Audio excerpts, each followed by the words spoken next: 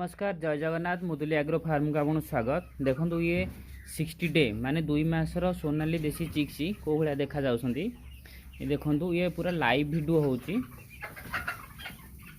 देखो पूरा live video होची सोनाली देसी जोटा कि 60 डे माने 60 दिन रे को भाया ग्रोथ होइछंती।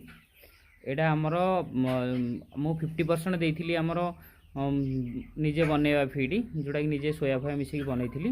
तापर किसी प्रॉब्लम पाई मैं को कंपनी फीड देइची जोटा कि अशोका कंपनी रो। मु या परे आपन चैनल को सब्सक्राइब करी रखंतु।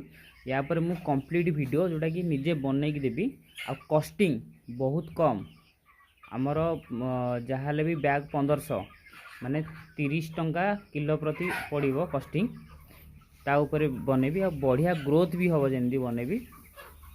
चैनल को सब्सक्राइब करी रखंतु। वीडियो भल लगी लाइक करंतु। धन्यवाद।